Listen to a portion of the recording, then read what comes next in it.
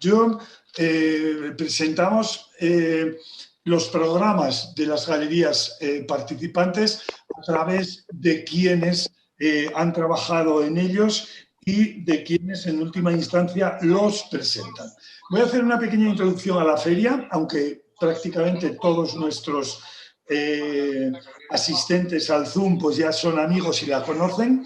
La Distinción es una feria de arte online que pretende acercar al coleccionista determinados sectores y aspectos del arte contemporáneo de una forma tematizada, obvio, pero también comisariada cuidadosamente por profesionales del ámbito. En este primer caso, el curador es Fernando Castro Flórez, que además aprovecho para recomendaros los paseos que él está realizando por la feria. Son vídeos que los tenéis recogidos en este caso ha sido Fernando Castro Flórez, el comisario de la muestra, y os contaba que os recomendaba vivamente los paseos que Fernando está haciendo por la misma y sus explicaciones sobre las obras concretas que aparecen en ella.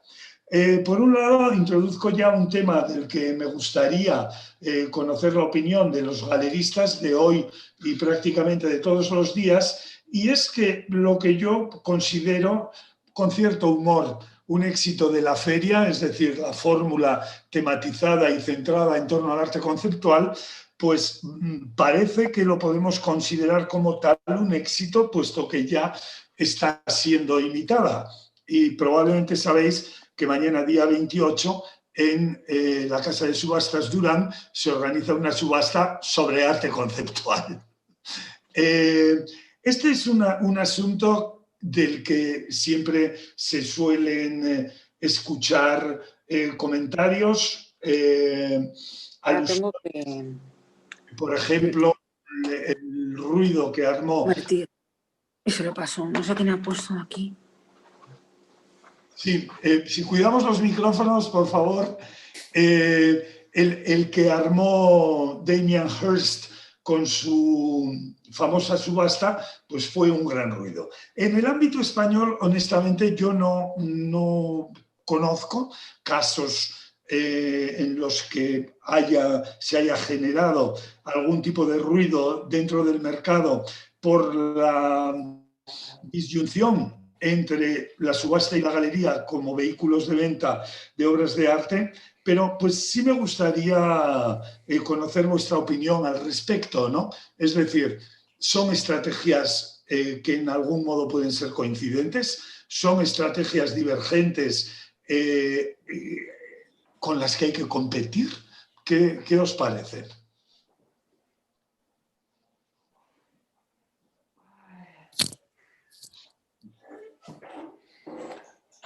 No sé si he llegado a entender tu pregunta. Partiendo de la base de que mañana se celebra en Madrid. Sí, la subasta de Fernando Durán, sí. Yo quería ver cómo veis desde el mundo de las galerías la concurrencia, o competencia de las casas de subastas. Es decir, la posibilidad para quienes nos están escuchando, pues de pronto un artista de una galería tiene una valoración determinada, pues aparezca con obras por un importe sensiblemente menor en una subasta. Y tan sensiblemente, ¿no? Sobre todo últimamente. Las subastas son casi abrir un catálogo de subastas es desesperante, ¿no? Ahí está el problema, sí. Efectivamente. Entonces, particularmente, bueno, comprendo que es un sector que obviamente no, se puede compenetrar con el nuestro en algún caso, pero en cuanto a ventas es una competencia fuerte y difícil de equiparar, claro, porque las galerías, al fin y al cabo, trabajamos con los artistas, apoyamos a los artistas, los publicitamos, los movemos, invertimos en ferias y todo ese trabajo necesitamos ese porcentaje que nosotros obtenemos de una venta para todo ello. Entonces, sí, a nosotros particularmente se nos cae el alma al suelo cada vez que vemos piezas o de artistas nuestros o de artistas de cualquier otra galería que vemos por precios que son verdaderamente irrisorios, ¿no? En muchos casos. Sí. Supongo que en vuestra experiencia, tanto francesa como española, ocurre lo mismo. Hombre, sí, claro, por supuesto. Pero claramente es como David contra Goliath. Contra estas enormes máquinas es imposible competir. Luego no hay que perder de vista que tampoco el artista gana nada de estas ventas en subasta. Así que al final ni la galería ni el artista benefician de una eventual plusvalía. Bueno, eso es interesante. Pero es un barómetro también interesante. Uh-huh. Tenemos nosotros artistas, bueno, siempre los seguimos de muy cerca, porque hay cosas en subastas que siempre salen más caro que el mercado de la galería. Y viceversa. Y viceversa. Entonces, que claro, es un tema que nosotros seguimos, día a día casi. Ok, ahí hay un componente emocional. No me quiero extender más en esto, tampoco es el motivo del día, pero hay un componente emocional que a mí se me hace difícil de manejar, y es que evidentemente esas obras llegan a la casa de subastas, supongo que muchas veces de manos de coleccionistas que la compraron en la galería. Es decir, de ahí pueden surgir muchas dudas para otros coleccionistas o el público en general sobre el valor real de la obra de arte. ¿Eso se ve comprometido? No, bueno, la cuestión de las subastas efectivamente son, en principio, o sea, es mercado secundario, entonces es el vehículo que tienen los coleccionistas para poder vender sus colecciones o vender obras. Luego, tampoco se encuentra en subastas a lo mejor obras muy específicas que estamos buscando o las obras más recientes, que es lo que nosotros defendemos. Es un tema complejo, la verdad. Sí. Pero nosotros, por ejemplo, sobre unos artistas muy específicos, cuando se vende una obra,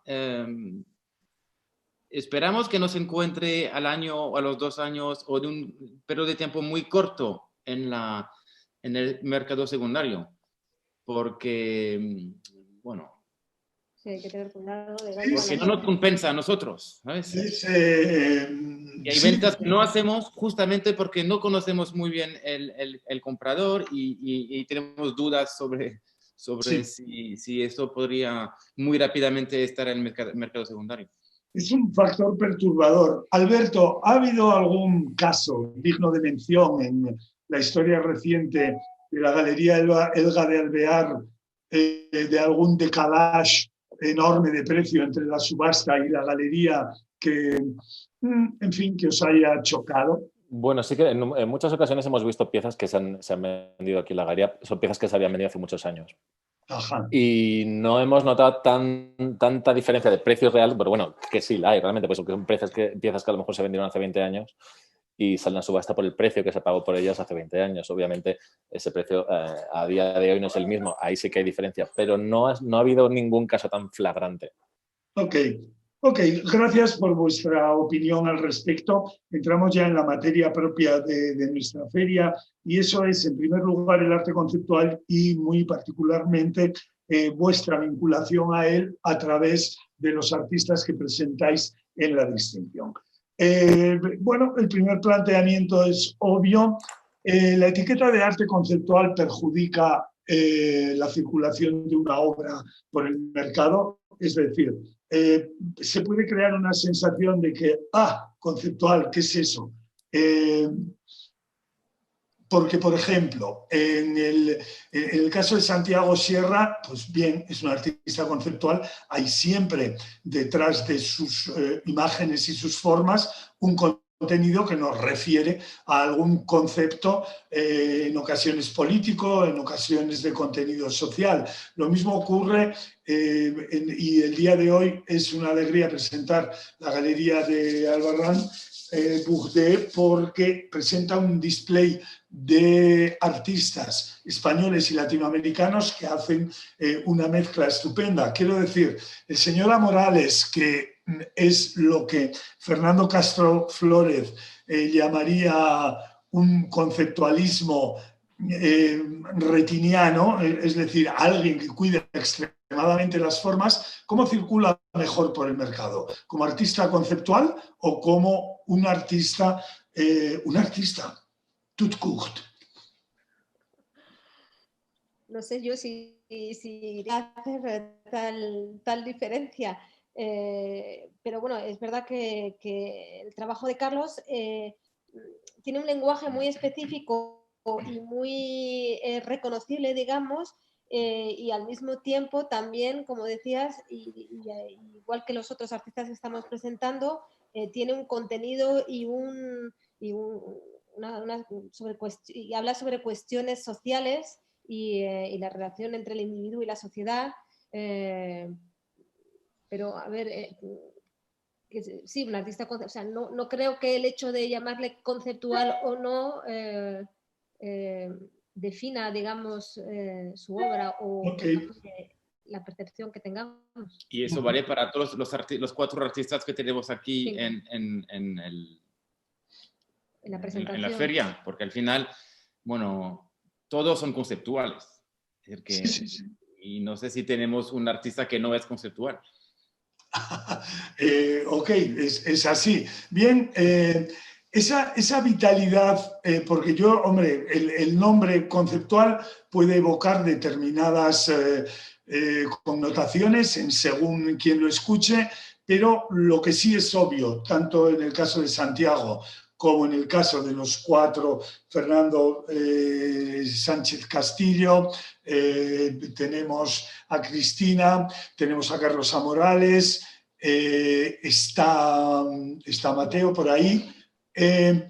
Bien, a mí la gran noticia me parece que el arte contemporáneo, y estamos hablando de generaciones intermedia a la de Santiago, Carlos, pero ya jóvenes los demás, pues que el arte se esté preocupando de la sociedad, ¿no? Y a mí me parece doblemente plausible el hecho de que también haya galerías que estéis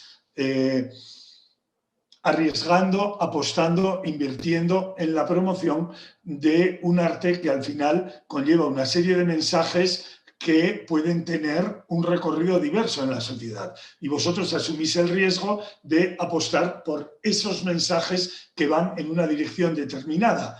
Eso, Alberto, ¿es audaz vender a Santiago Sierra? Es difícil, más que audaz, yo diría que es casi imposible. Es casi imposible. Y somos plenamente conscientes de ello, ¿eh? No es, lo hacemos a sabiendas. Es un artista que, más obviamente conceptual, sí, pero yo creo que ya, en el caso de Santiago, ya cuando alguien habla de Santiago ya no piensa en arte conceptual, ¿no? Es casi siempre, por desgracia, por suerte, polémica o acidez, ¿no? En cuanto a temas sociales y a cómo los trata.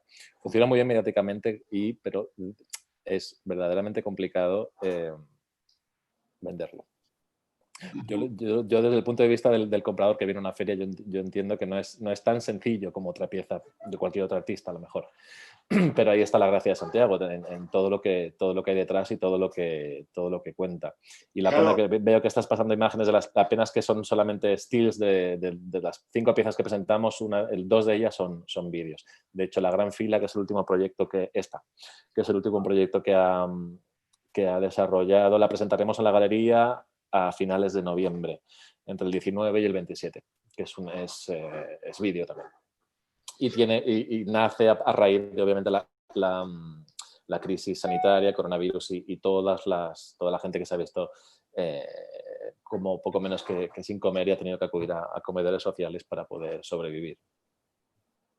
Sí, es que ese es como diría Teresa Margolles, ¿de qué otra cosa vamos a hablar, no? Es decir, los asuntos que tratan vuestros artistas son asuntos que están en los medios de comunicación y sobre los que esos artistas aportan una información de una densidad cualitativa pues muy por encima de la de los medios de comunicación.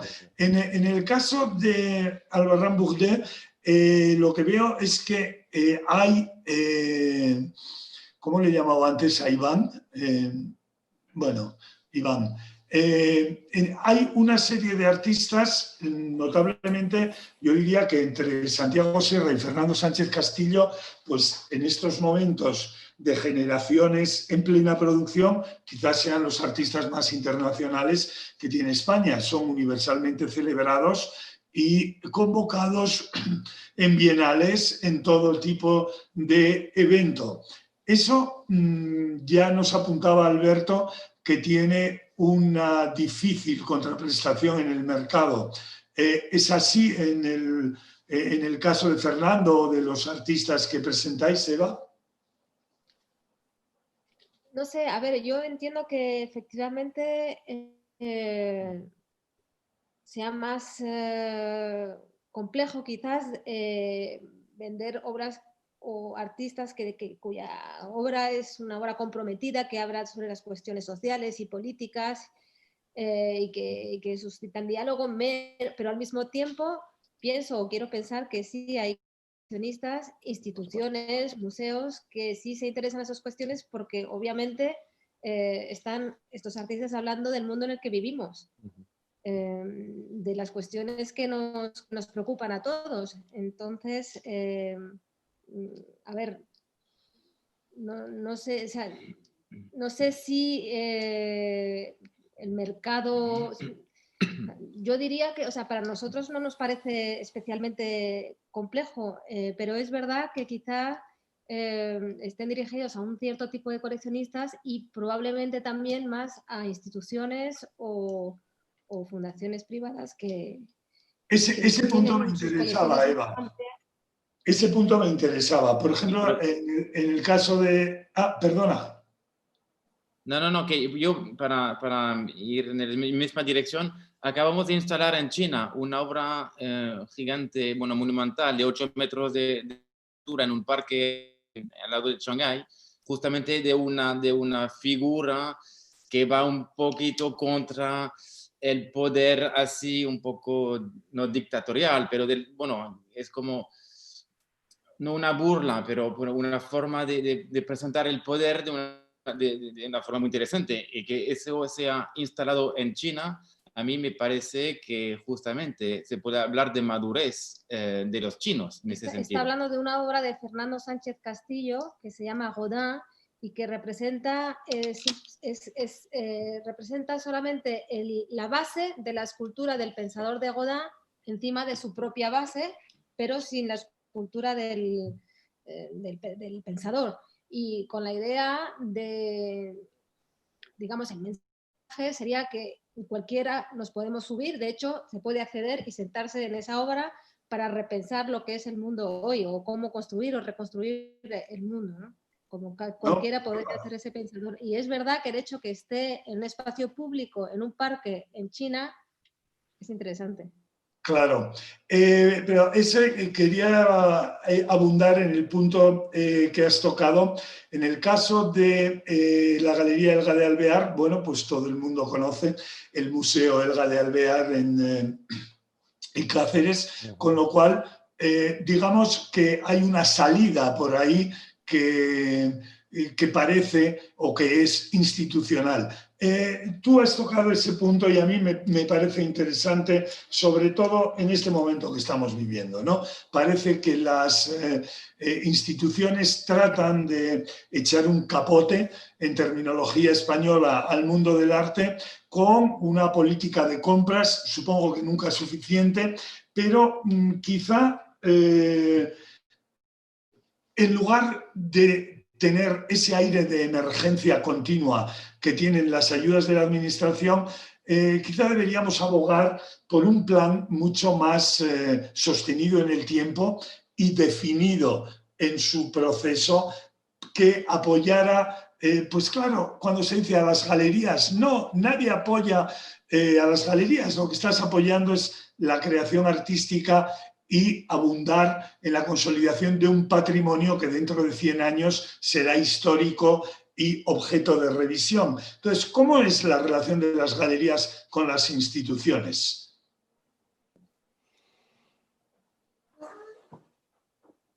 Pues yo en mi caso no sabría cómo... Nosotros tenemos una institución detrás, como comentabas, con la que andamos mano a mano. Pero claro, es una colección privada y es distinto. Tampoco creo que es una relación sencilla con las instituciones. Y sobre todo, efectivamente, lo que comentabas, con el tema de ayudas y presupuestos. Sobre todo, al menos, en el panorama nacional, aquí en España, dado que las instituciones tienen bastante poco presupuesto con el que realizar adquisiciones. Y yo comprendo que en muchos casos, claro, las instituciones con ese presupuesto tienen que articularlo y obviamente tienen en muchos casos que estudiar muy mucho en qué piezas y en cuáles no gastan este presupuesto.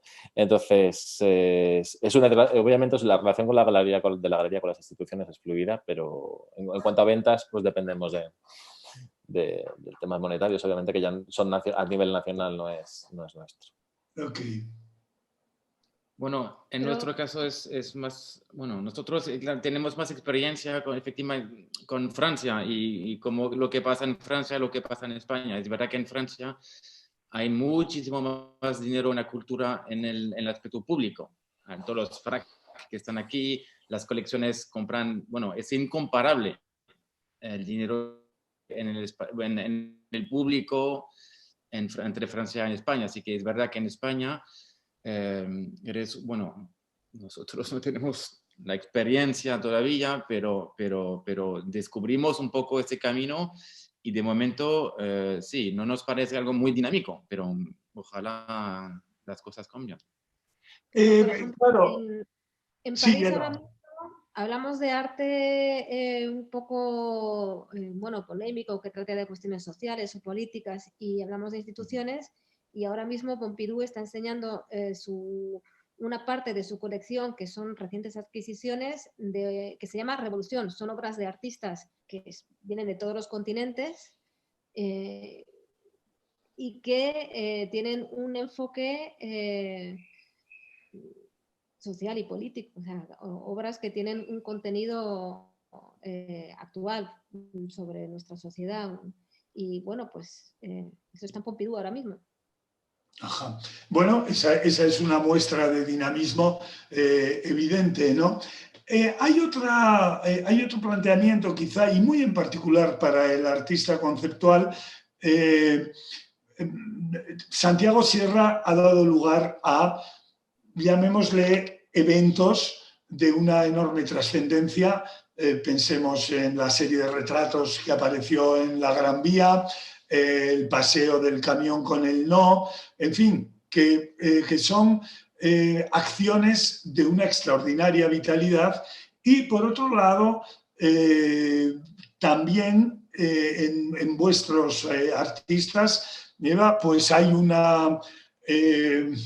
tú tienes en concreto la experiencia de haber trabajado en eventos de gran dimensión como la Nuit Blanche en París. ¿Es ese arte situacional una salida en particular para artistas conceptuales en la que las instituciones sí que pudieran aportar una mayor cantidad tanto de recursos como de oportunidades? O sea, en Madrid nos falta un evento artístico. De un punto de vista comercial no lo sé, pero sí es verdad que estos artistas, yo creo que, o sea, es importante para ellos, y cuantas más oportunidades tengan, mejor, de expresarse en el espacio público. O sea, en todo caso, bueno, y estoy segura que, bueno, el mismo caso es para Santiago Sierra, o sea, estos artistas, el espacio público yo creo que es importante mediante performance, mediante esculturas, mediante, o sea, la cuestión de sacar el arte al espacio público y encontrarse con la gente y crear ese tipo de diálogos o de cuestionamientos sobre nuestra sociedad es importante. Evidente, pero ¿ves ahí una oportunidad para la galería de mutar ligeramente su oficio y convertirse en productor. Es decir, que la galería comience a ofrecer no solo la obra terminada, colgada o dispuesta en el espacio galerístico, sino que desde la galería se pueda acudir o se acuda a las instituciones proponiendo lo que en el fondo os convertiría en agentes de producción de vuestros artistas, obviamente. Vale, Pero no dejamos... por supuesto. Perdón. No, dale. No dejamos de ser un agente de producción desde el principio, ¿no? Quiero decir, no que montemos un espectáculo en la calle, sino que al fin y al cabo no dejamos de ser productores de piezas, aunque sea solamente para una exposición en nuestras salas. Sí, es extrapolar a gran escala la labor habitual de la galería, ¿no? En este caso. Exacto, es decir, sería, digamos, como lo planteaba Eva, salir del entorno de la galería al espacio público. Vale, pero nosotros como galería nos planteamos de una forma un poco diferente, porque la producción en sí, nosotros somos productores antes de ser galería casi, pero es decir que ahora la producción con un P mayúscula está totalmente incorporada a la galería, es decir que nosotros solamente para temas de producción tenemos un equipo de 10 personas que a tiempo completo, que solamente trabajan en temas de producciones, con los artistas de la galería, pero también con otros artistas. Bueno, de hecho, la Galería Gelgar de Alvear cuenta con ese museo, pero vosotros a vuestra vez contáis con, no sé si estáis ahí en Matarraña, con esa luna que se ve al fondo, pero contáis con un espacio natural abierto en el que también habéis desarrollado, pues al menos que yo haya asistido con grandísimo placer, además, un evento de arte y naturaleza o de arte en el espacio abierto, que era bien interesante. Sí, justamente eso sería la segunda parte que constituye nuestro ADN de la galería. Es decir, tenemos de una parte la producción y la otra parte esta colección de arquitectura, que la verdad es que sí, es un poco especial, pero da como la base para que nosotros con la galería podemos cada año, en colaboración con otras galerías también, ofrece lo que llamamos nuestro solo Summer Group Show, ¿vale? Y eso ocurre cada año, y entonces que son 10 piezas de arte monumentales en un parque, la verdad que es maravilloso, en un paisaje, y aquí pues salimos del white box habitual y con las ganas de presentar el arte, pero de otra forma, en relación con la naturaleza, de una forma mucho más abierta también a la gente, al público, que viene, la verdad, de lejos para ver estas exposiciones. Y nosotros traemos cultura en lugares donde no hay cultura. Y eso para nosotros también es una satisfacción bastante importante. Y el aspecto también que nos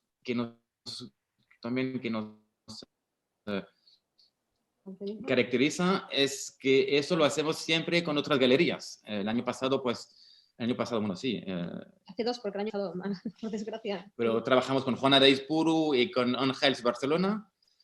Y este año estamos con Chantal Cluzel de París y Gagosian en Londres, con la producción de unas obras muy especiales. Y nosotros, y todas esas galerías traen sus coleccionistas al evento de apertura, y así es como ver en la misma dirección, pero con una sinergia de varias galerías, sinergia de coleccionismo, sinergias de instituciones, okay. Y pensamos realmente que el futuro está un poco en eso, en colaborar con otras galerías.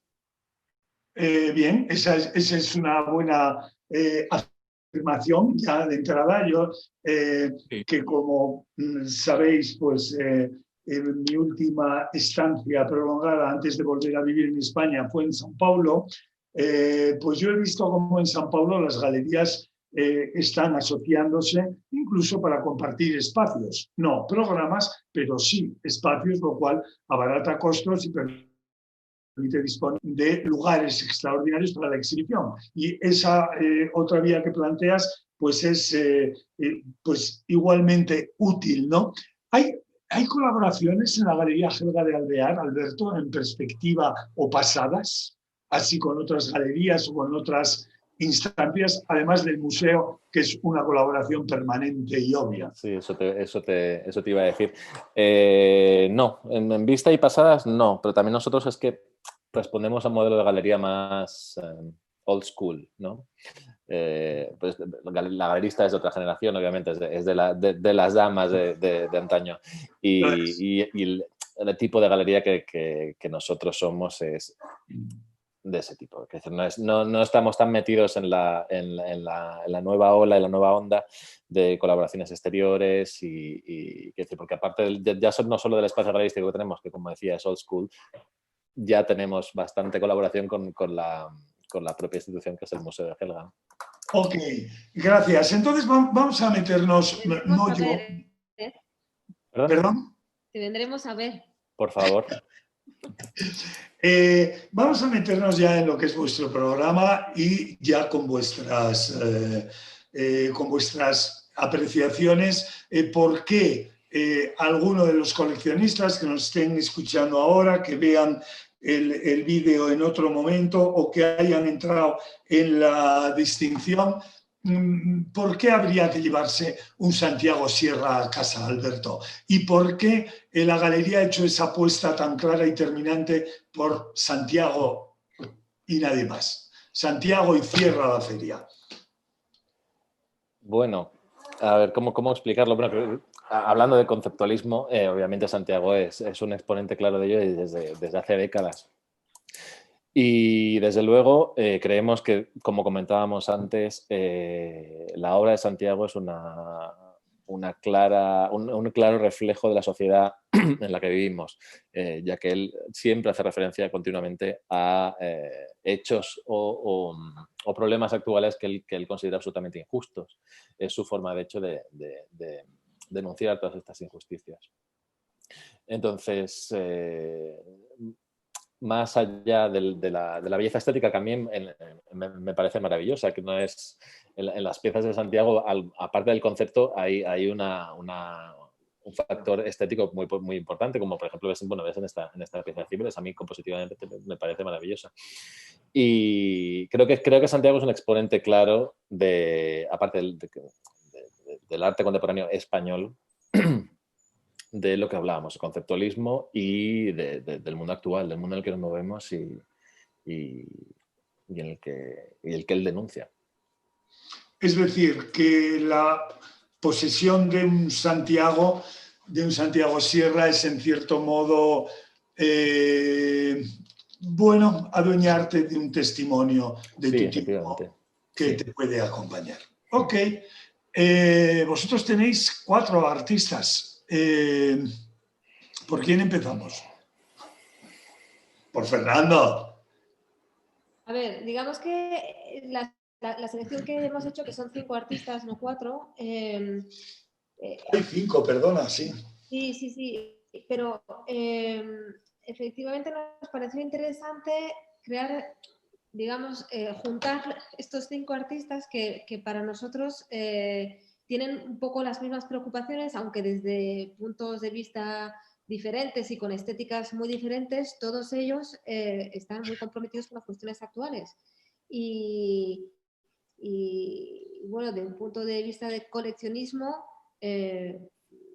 cada uno evidentemente tiene sus gustos y como decía Alberto, pueden tener un aspecto estético interesante, pero a mí me resulta también muy interesante que las obras que tengamos tengan un fondo actual que nos preocupa a todos, ¿no?, en la sociedad, y que nos haga reflexionar sobre nuestros tiempos, sobre lo que ocurre alrededor nuestro. ¿Cuál sería la obra que más recomendarías? A mí me encanta El muchacho este de Tlatelolco, parece una pieza preciosa. Estudiante, no muchacho. Estudiante mexicano. Sí, bueno, el trabajo de Fernando, sí, el relato histórico es importante y cómo desde diferentes puntos de vista,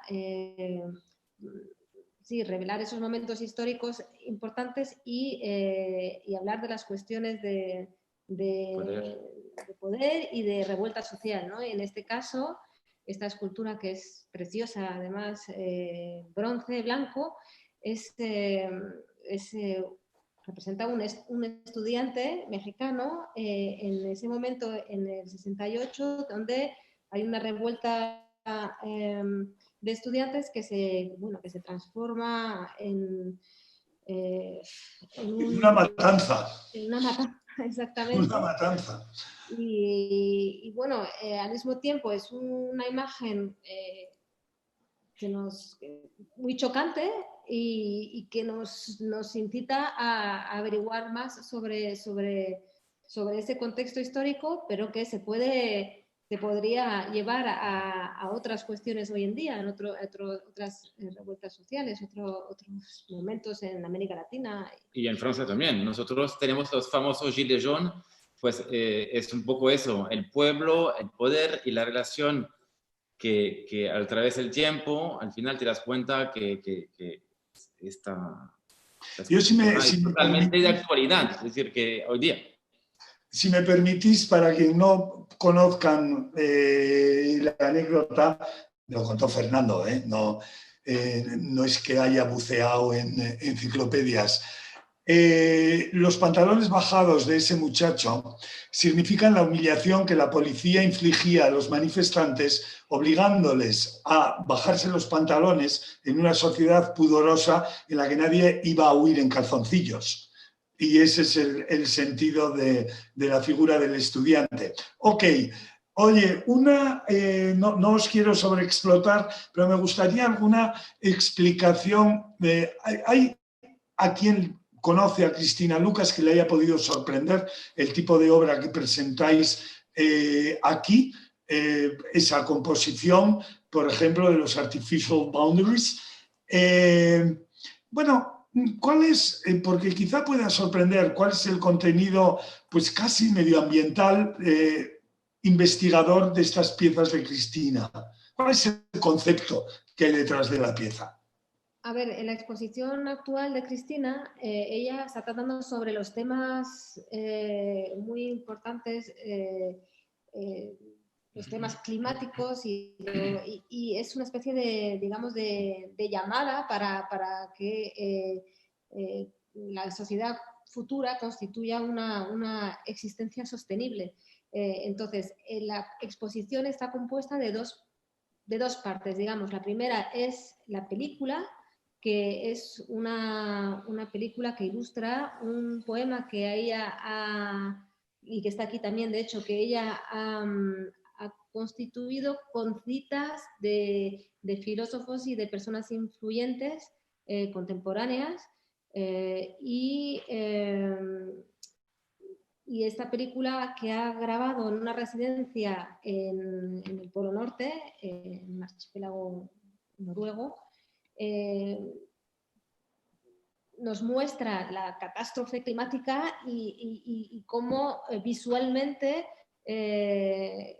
podemos, o sea, ver la destrucción real, la destrucción del mundo y también las cuestiones de tensiones políticas para repartirse los recursos fósiles que van apareciendo, ¿no?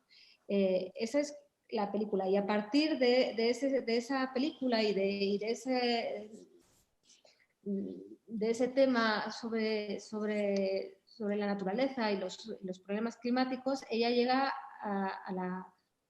o nos muestra o llega a la conclusión que las personas y los humanos estamos compuestos de los mismos elementos que componen la naturaleza, puesto que estamos compuestos nosotros mismos de 90% de agua y de carbono y de otros elementos químicos que también componen el resto de la naturaleza que nos rodea. Y en estos cuadros, que son composiciones, no son pinturas, digamos, lo que hace es que ella ha trabajado a partir de todos estos elementos químicos carbono, Fosfato. fosfato, bueno, no me lo sé todos, pero cobre, ha trabajado durante meses para ver cómo podían reaccionar los colores, las reacciones, las formas, cómo los podía también plasmar, utilizar, y esas composiciones, cada una de ellas representaría una persona, es decir, que cuando nosotros miramos a uno de estos cuadros, estamos mirándonos a nosotros mismos. Ok. Se trata de visualizar lo que, de una forma abstracta, pero muy real, lo que somos nosotros mismos. Y que somos lo mismo que la naturaleza, en realidad. Son preciosos. Bueno, vamos terminando, teníamos como 40 minutos, nos vamos a pasar. Yo voy a hacer una glosa, pero muy breve, de las dos galerías que no han podido acudir al Zoom. La galería Twin es una galería pues, a la que le tenemos todo el cariño de lo nuevo, de lo joven, de lo que experimenta, y ellos hacen un solo con Manuel Franquelo, que es un artista conceptual de nueva generación, es decir, los conceptos están bien guardados en la nueva generación en manos de gente como Franquelo y otras mujeres que veremos algún otro día, el día que toque, por ejemplo, la galería Punto.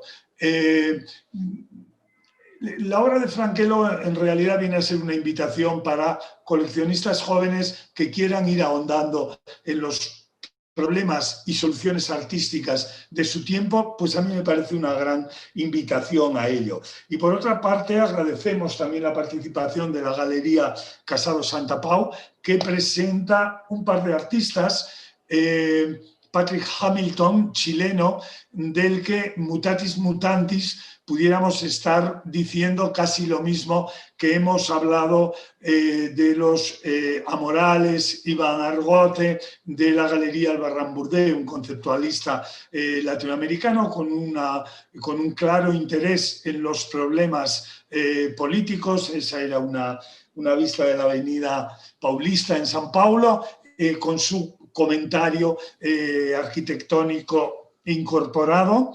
Y el otro artista que presenta Casado Santa Pau es Waldo Ballart. Y Waldo Ballart a mí es un tipo que me encanta, ¿no?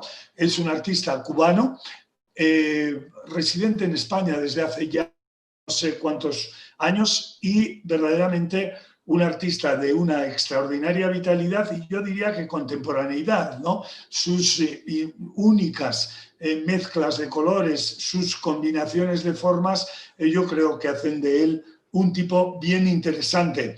Bueno, Alberto, Cristian, Eva, yo os dejo en manos de si alguno de los asistentes quiere haceros alguna pregunta, pues sería el momento, y si no, pues os agradezco en el alma tanto vuestra presencia aquí como vuestra participación en la distinción, y ya os amenazo con una nueva distinción ahí para el mes de diciembre, que estaremos lanzando a primeros de noviembre.